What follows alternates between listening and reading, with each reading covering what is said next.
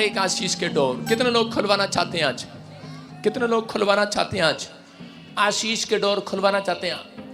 आइए हम प्रचार वचन को सुनेंगे ध्यान से। सब अपनी अपनी बाइबल निकालो, सब अपनी अपनी बाइबल निकालो और इसी समय वचन को ध्यान से सुनेंगे परमेश्वर का। देखो आपको बता रहा हूँ एक बात, आप वचन को लिखते नहीं हैं इसलिए आप आशीषित नहीं होते। कैमरे पे दिखा, मेरा पेज देखो, देख रहे हैं आप दो, मैं पूरा प्रचार लिख कर लाया हूँ, लिख कर। सुन रहे हैं? मेरे कहने का मकसद ये है कि आप लोग जब तक लिखते नहीं आपको याद नहीं रहता। मैं 2 बार, सुन रहे हो, यीशु मसीह ने क्या किया? लिखे हुए पर जोर दिया। शैतान ने जब उसकी परीक्षा लिया तो उसी समय यीशु मसीह ने कहा वचन में लिखा है, बाइबल में लिखा है, धर्मशास्त्र पुस्तक में लिखा है।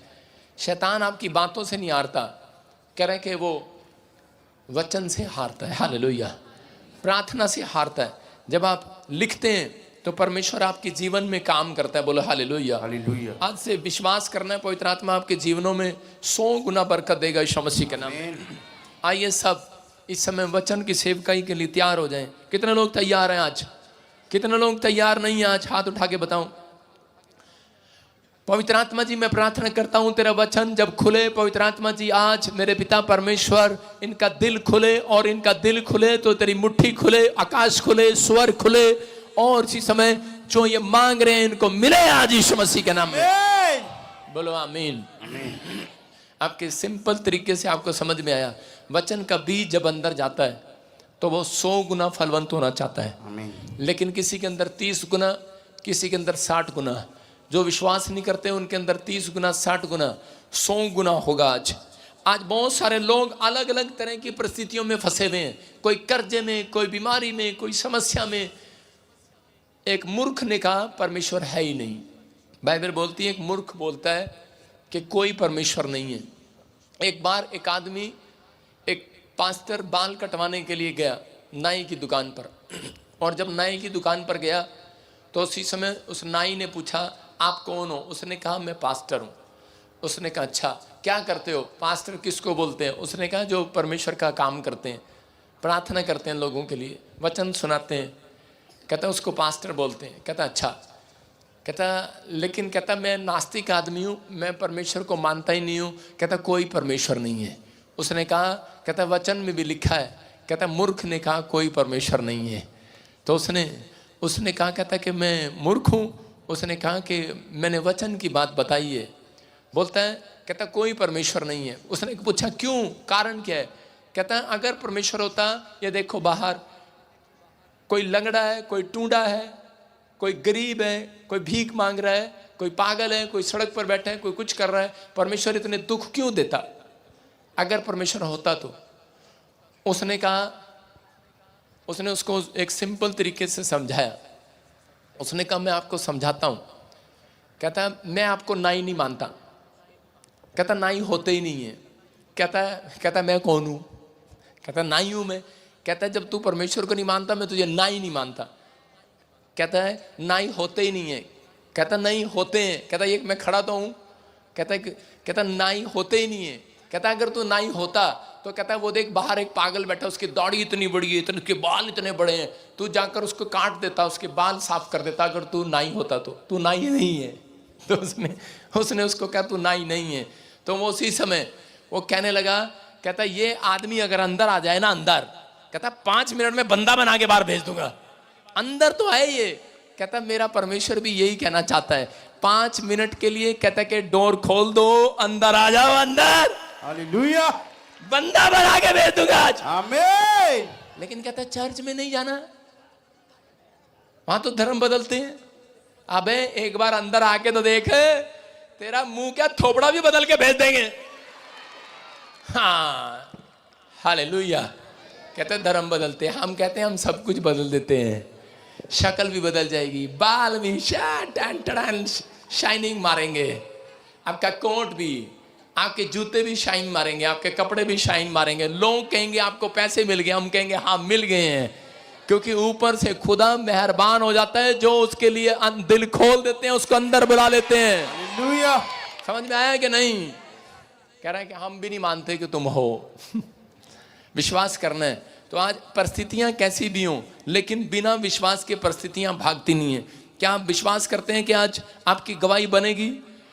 आज का वचन अगर आप ध्यान से सुने तो इसी समय आपकी तरक्की होगी। कितने लोग चाहते हैं कि आपकी तरक्की हो? बाइबल हमें बताती है तरक्की करा दो तरीके से रुकती है। एक तरीका मतलब दो कारण से रुकती है। हो सकता है आपकी प्रमोशन होनी हो, पिछले साल जॉब में प्रमोशन नहीं हुआ। आप प्राइवेट जॉब करते हो, बिजनेस करते हो, आपकी प्रमोशन होनी थी लेकिन नहीं हुआ, आप अभी भी वहीं के वहीं हो। आपके घर में अगर एक कार है, मैं नहीं मानता हूं कि परमेश्वर आपके साथ है। सुन रहे हो? लोग एक कार में भी संतुष्ट हैं। लोग कहते हैं कि हाँ जी हमारे पास एक घर है, मैं नहीं मानता हूं परमेश्वर आपके साथ है। विश्वास कर रहे हो? अगर आप संतुष्ट हैं तो विश्वास करो। अगर आपका विश्वास बड़ा है, परमेश्वर एक नहीं मल्टीप्लाई करने वाला परमेश्वर है। उसने रोटियों को डबल किया। आप जहां पर भी बैठे हैं, मैंने आते ही आपको दिखाया अभिषेक कि यहाँ यहोवा का अभिषेक है। पवित्र आत्मा ने मुझे कहा जा आज पहले इनको बता कि मैंने अभिषेक दिया तुझे और तुम्हारी गर्दन के ऊपर से वो जुआ तोड़ डाला तेरे कारण आज। आमीन। आप जो परमेश्वर का भय मानते हुए आदर करते हैं उसके भेजे हुए का, तो आपके ऊपर से वो जुआ टूट गया है। आप परेशानियों में नहीं हैं, आप समस्याओं में नहीं हैं। यहाँ पर 4-4 साल से जो लोग एक बार होकर गए हैं उनकी भी गवाहियाँ आती हैं। यहाँ पर 10-10 साल से लोग जुड़े हुए हैं मेरे चर्च में, क्योंकि वो जानते हैं अभिषेक के नीचे रहना। याद रखना करा कि राइट जो अभिषेक के नीचे रहते हैं राइट टाइम उनका जरूर आता है। आपका इस साल में जरूर आने वाला है यीशु मसीह के नाम में। आमीन। आपकी ताड़ियां मुझे मेरे फेस पर स्माइल नहीं लेकर आ रही। सारे बोलो हालेलुया। आज का हमारा टॉपिक है आपकी संगति किसके साथ है, आप किसकी संगत में हो। अपने पड़ोसी से पूछो किसकी संगत में है तू। टन टडन टडन टडन, किसकी संगत में हो? मुझे लगता नहीं है। कोई व्हाट्सएप की संगत में, कोई गर्लफ्रेंड की संगत में, कोई शराब की, कोई बीड़ी की संगत में, कोई तांगे कोई तबीज की संगत में। आप समझ रहे हैं कि नहीं? लेकिन आपकी संगति जिसकी यीशु के साथ है, मैं कह रहा हूं उसकी तरक्की होने वाली है आज यीशु मसीह के नाम में। परमेश्वर को यह फर्क नहीं पड़ता कि आप क्या करते हैं, क्या नाम है आपका, आप कहां से आए हैं, उसको फर्क नहीं पड़ता। परमेश्वर को फर्क जब पड़ता है जब आप संगत उसकी किसकी संगति कर रहे हैं। हालेलुया। समझ रहे हैं कि नहीं? कहता है कि अगर आज तक अब तक कुछ नहीं बदला तो आज बदलेगा। बहुत सारे लोगों को नहीं पता, उनकी तरक्की रुक जाती है। कई बार आपके घर में प्रॉब्लम्स आपकी पत्नी के कारण भी आ सकती है। वो हाथ उठा रही है, कहती मैं ही हूं वो, तो ये रानी की झांसी। सुनो, बहुत बार कहता है कि प्रॉब्लम्स जो हैं वो कहता है पति के कारण भी आ जाती है, आदमी के कारण भी। कई बार प्रॉब्लम्स योना 1 का 7-8 पढ़े हम, योना पुराने नियम में देखें, कह रहे हैं कि प्रॉब्लम्स जब आती हैं वो कह कर नहीं आती, विपत्ति जब आती है वो कह कर नहीं आती। लेकिन बहुत बार प्रॉब्लम्स का कारण कहते हैं कि हो सकता है चर्च में जाने वाला व्यक्ति खुद हो, क्योंकि परमेश्वर चाहता है, कहता है कि वो लोग तरक्की करें, लेकिन वो बुरी संगत के कारण। हाँ पढ़ेंगे, देखो क्या लिखा। यूहन्ना 1 का 7। योना नाम का एक आदमी था, वो परमेश्वर का एक अच्छा प्रचारक था। उसको परमेश्वर ने कहा कि जा और जाकर निनिवे के लोगों को सुसमाचार सुना, उनको जा और उनको बता। लेकिन योना जब वहां पर गया तो उसने परमेश्वर के वचन का उल्टा किया, वहां से भाग गया, परमेश्वर की बात को नहीं माना और वो जाकर एक दूसरे देश में जा रहा था और नाव में बैठकर जा रहा था। कुछ नाव में परमेश्वर का भय मानने वाले व्यक्ति भी बैठे थे। और उसी समय क्या हुआ कि नाव में अचानक तूफान आ गया, और तूफान आया तो उसी समय वो डर गए और उन्होंने प्रार्थना करके चिट्ठी डाली। देखो क्या लिखा, तब उन्होंने आपस में कहा आओ हम चिट्ठी डालकर जान ले कि ये विपत्ति हम पर किसके कारण आई है। तब उन्होंने चिट्ठी डाली। सुन रहे हो कि नहीं? कहता तब उन्होंने चिट्ठी डाली तो वो चिट्ठी योना के नाम पर निकली। हालेलुया। उड़ी बाबा, पादरी के नाम पर निकली। देख रहे हैं आप, समझ रहे हैं मेरी बात?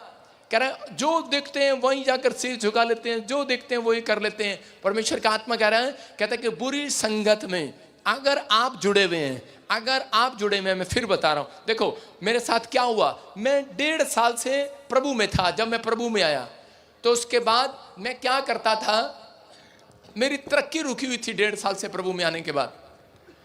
मैं चर्च जाने लगा, मैं अपनी दादी को लेकर, उसके बाद मैं अपनी बहन को लेकर जाने लगा। डैडी मेरे यहाँ बैठे, उनसे छुप कर लेकर जाता था, उनसे छुप छुप के लेके जाता अपनी बहन को, अपने भाई को कार में बिठाता, उसको ले जाता, और एक दिन अपनी माँ को भी ले गया छुप कर, क्योंकि डैडी विश्वास नहीं करता था उस समय तो उसी समय लेकर जाता। लेकिन उसके बाद जब मैं वापस आया और मैं बड़ा खुश, तो उसी समय हमारे घर में कोई प्रॉब्लम आई। हमारे घर की दीवार में त्रेड़ आ गई मकान में। डैडी बोला ये तेरी वजह से आई है, शायद तू गलत रास्ते पर चला गया है। दादी बोली हाँ। मैंने कहा दादी ये परीक्षा है।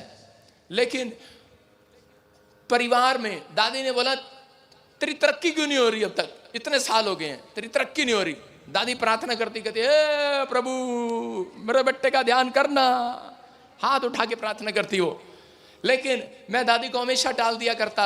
मैंने कहा अरे तू चिंता न कर, टाइम आएगा, अभी समय नहीं आया। लेकिन एक दिन दादी को मैं ऐसे समझा रहा था वचन में, दादी ने करी चिट्ठी डालते हैं, मेरी बहन के साथ चिट्ठी डाला, वो मेरे नाम पर निकली उसने कहा कह रही ये देख, आजा तू, कान तू पकड़ ले आज।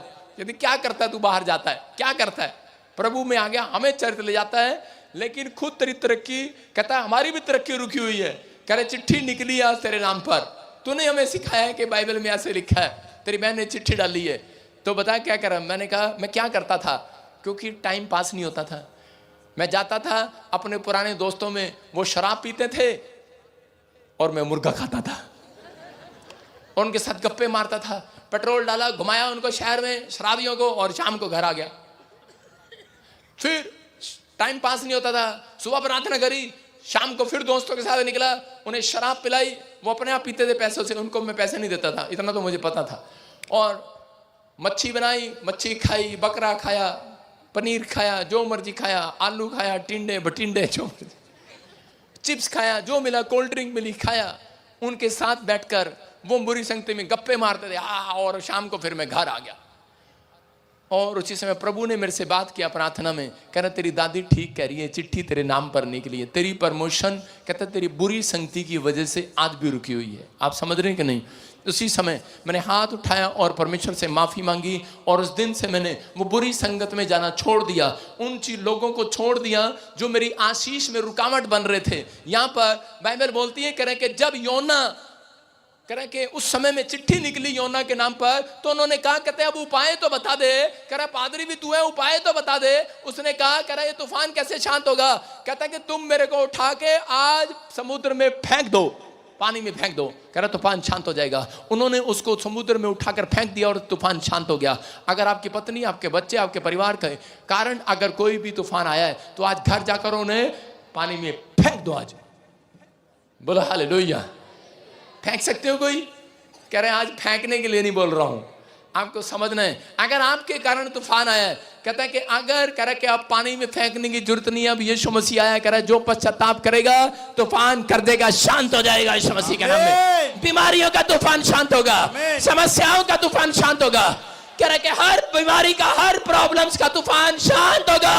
घर से क्लेश, लड़ाई झगड़े का तूफान शांत होगा। कह रहा है करवाना है कि नहीं, जिम्मेवारी आपकी है, क्योंकि परमेश्वर बुरी संगति में बैठना पसंद नहीं करता। हालेलुया। जिस दिन आपने मसीह पर विश्वास किया, उस दिन परमेश्वर का एक अंश आपके अंदर आ गया है। परमेश्वर के स्वर्गदूत आपके आसपास आ गए हैं, पवित्र आत्मा आपके अंदर आ गया है। क्या परमेश्वर वहां बैठ सकता है? नहीं बैठ सकता। यही कारण है कि आपकी तरक्की आज भी रुकी हुई है। बहुत सारे लोगों की, हम ऐसे स्थान पर नहीं बैठते। इसलिए भजन संहिता में लिखा, कह रहा है कि ऐसे एक पेड़, कह रहा है उस किनारे पर लगाया गया जो नदी, जहां पर नदी थी, हालेलुया, और वो हरियाली से भर गया। याद रखना, अगर आप स्पिरिचुअल, जितने स्पिरिचुअल होते चले जाएंगे, जितना कह रहा है कि आप परमेश्वर के नजदीक रहेंगे, उतनी प्रमोशन आपकी खुलती चली जाएगी यीशु मसीह के नाम में, आपकी तरक्की होती चली जाएगी। कारण है ये, कह रहा है बुरी संगत में आज से बैठना बंद करो। कहता है कि बुरे ख्याल, कहता है अगर जो पीछा नहीं छोड़ रहे, आज छोड़ दो। अपने हाथों को उठाओ और जोर से तारीफ करो यीशु मसीह की। आज हम नेहमिया 6:15 में पढ़ते हैं, कितने लोगों ने आज तक, कितने लोगों ने मसीह में आने के बाद आज तक मकान नहीं बनाया? 10 साल हो गए, 5 साल हो गए। देखो, आप अगर आप मसीह में 5 साल से, हाथ उठाओ, शर्माओ नहीं, मकान बनने वाला आज उठाओ। बुरी नजर वालों, तुम्हारा मुंह काला। सुनो, आपने ट्रक पर देखा ये लिखा हुआ, कहते हैं लेकिन नहीं पता कुछ लोगों को ये नेमिया है। और इसके बारे में हम पढ़ते हैं तो नेमिया के बारे में क्या लिखा? नेमिया के बारे में लिखा कि नेमिया इज़राइल के लोग जो थे वो एक दीवार बनाने के लिए, शहरपना बनाने के लिए उन्होंने 40 साल लगा दिए होंगे, सालों साल लग गए। लेकिन ये बंदा जब आया और इस व्यक्ति के कारण परमेश्वर ने वो जो दीवार 40 साल से नहीं बना पा रहे थे, वो शहरपना नहीं बना पा रहे थे, वो मकान, वो घर, वो शहर नहीं बना पा रहे थे, वो सिर्फ 52 डेज में बना दिया। हालेलुया।